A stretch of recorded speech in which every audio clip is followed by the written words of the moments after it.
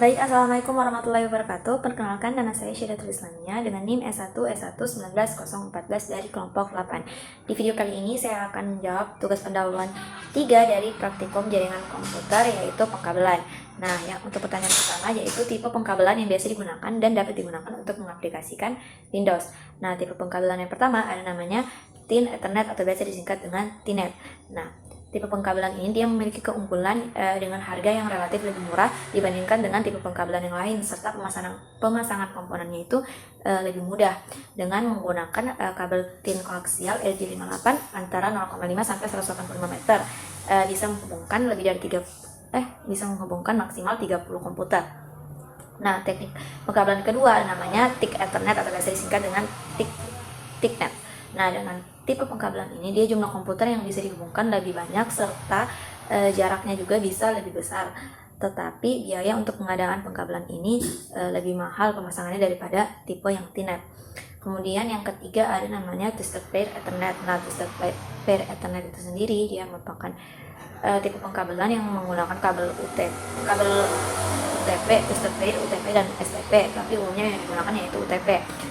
Ya, dengan tipe pengkabelan ada yang straight through dan crossover.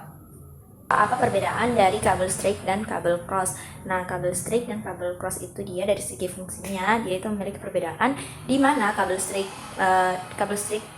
dia berfungsi untuk menghubungkan dua perangkat yang berbeda, misalnya komputer dengan router atau komputer dengan modem, modem dengan switch dan access point dan komputer dan lain sebagainya. Sedangkan untuk kabel cross atau kabel silang dia digunakan untuk menghubungkan dua perangkat yang sama, misalnya komputer satu dengan komputer lainnya atau router satu dan router lainnya. Urutan warna pada kabel straight dan kabel cross. Nah, kabel straight itu sendiri dia memiliki urutan warna yang sama pada kedua ujungnya, di mana masing-masing ujungnya itu urutan warnanya yaitu orange putih orange, hijau putih biru, biru putih hijau, coklat putih coklat. Sedangkan untuk kabel cross dia memiliki urutan warna yang berbeda di kedua ujungnya, di mana ujung yang satu sama seperti kabel straight yang saya sebutkan tadi, dan ujung yang satunya yaitu urutannya hijau putih hijau, orange putih biru, biru putih orange, coklat putih coklat.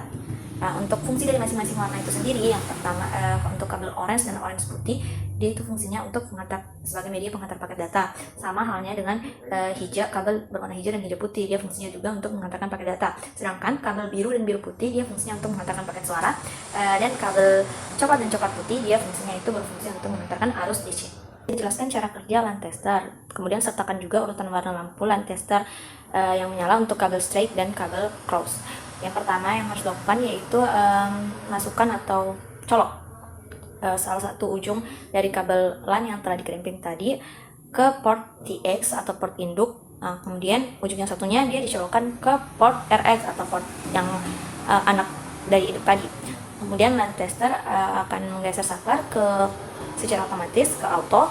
Kemudian setelah itu akan muncul lampu yang menandakan bahwa kabel LAN tadi telah berhasil dikerimping. Nah, kalau untuk kabel straight itu sendiri, maka lampunya itu akan menyala secara berurutan dari nomor 1 sampai 8. Kalau misalnya ada salah satu lampu yang tidak menyala, berarti mungkin dicek lagi ada masalah atau tidak. Bisa jadi ada salah satu kabel yang tidak sampai di ujung konektor.